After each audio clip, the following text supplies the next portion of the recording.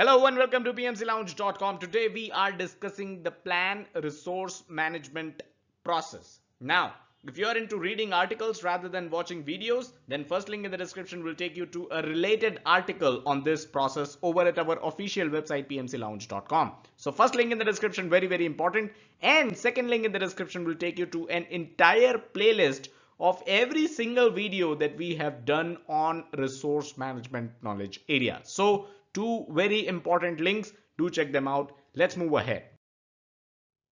All right, so the first thing to consider here is the fact that just like every other, not every, but many other knowledge areas, the first process, even in this knowledge area, which is the resource management knowledge area, comes from the planning process group and is known as plan resource management process. So if you look into, let's say, scope management knowledge area, schedule management knowledge area, even cost or quality, all of these we have discussed previously.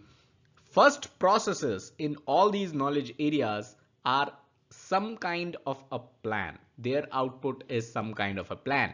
So they are known as plan scope management, plan schedule management, plan cost management, plan quality management. So this knowledge area, the resource management knowledge area, isn't far behind either. The first process here is also known as the plan resource management process. And of course, the major output will be a resource management plan. So this is how you can come up with the relationships and understand how the PGKA mapping works instead of, mugging up and learning by heart all the processes, all the inputs, all the outputs. That is not the intent of PMP courseware. I hope that's clear. So since we are talking about PGKA mapping, let's take a look at the PGKA mapping itself. So here is the planned resource management process. It is part of the planning process group. We are discussing the resource management knowledge area. So this is the process that we are talking about. There are a total of 6 processes in this knowledge area, as you can see on the screen. So the major output of this process is of course the resource management plan. This is something that we have already talked about. Now this plan basically defines the procedures of how you will estimate, acquire, manage all resources. And we talk about both types of resources here when we say all resources.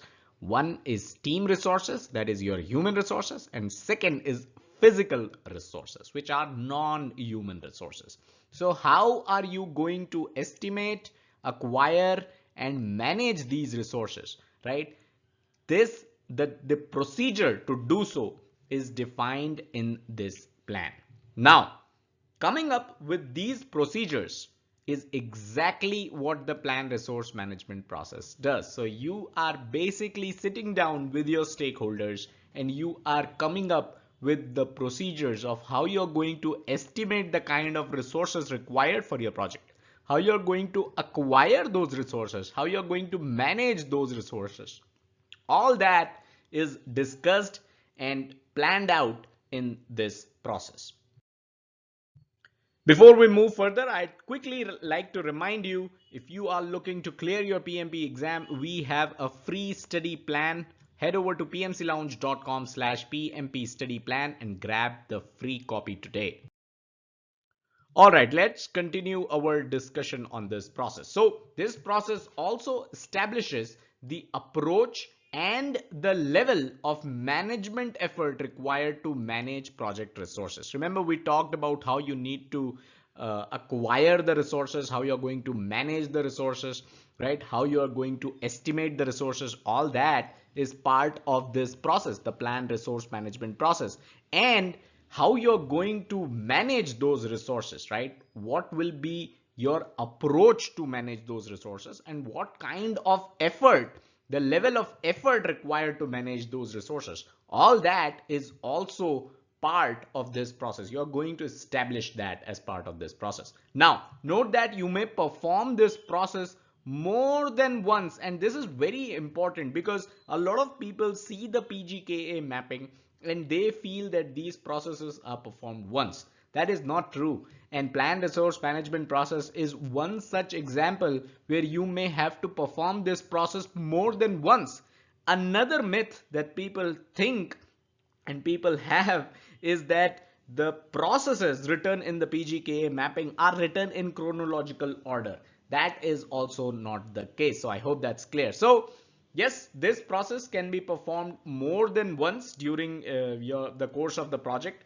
It has to be performed initially. So when you're starting off with the project, you'll definitely perform it, but at predetermined points in the project, let's say once you're done with the design part of the project, you may discover certain kind of work that may require this process to be repeated so that you can plan ahead on the resources that you required for the further processes of the project, the further phases of the project. Once you're done with design, you're left with coding and you're left with testing.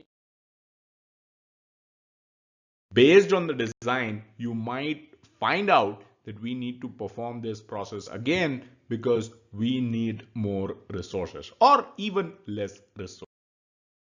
Now, since we have been talking about resources, let's discuss what resources are. So, project resources, it may include team members, supplies, materials, equipment, services, and facilities. Now, as you can basically make out, team members are the human resources, everything else are the physical resources. Now, an effective resource planning must consider and plan for the availability of resources, ensuring sufficient resources are available throughout. So as an effective resource planner, you need to understand and you need to consider and plan for the availability of all the resources, not just human resources, but all the resources throughout the life of the project, throughout the course of the project. So let's say equipment, right?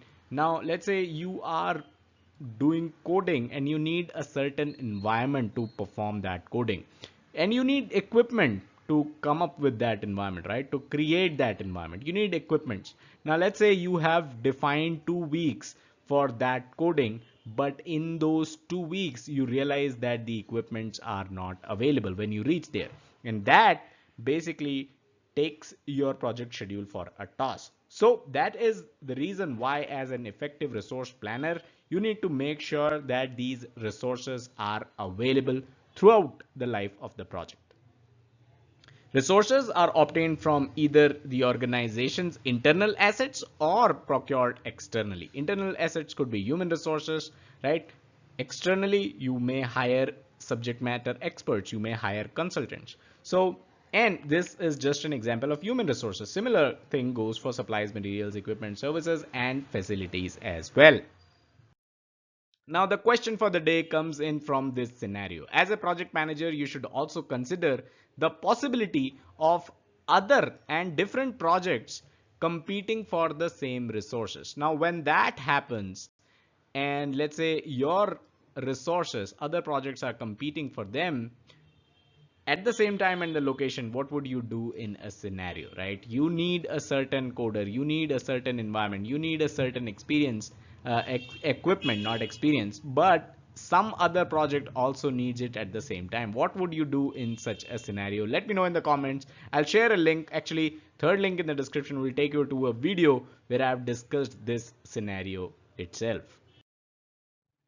And that's all that we had in this video. Do check out the links in the description. They are very, very important. Do hit the like button if you enjoyed the video and got value out of it. It keeps us motivated. Subscribe to the channel and hit the bell icon to stay notified whenever we upload new content. And as always, don't forget to check out the website pmclounge.com, your #1 free PMP resource. Thank you.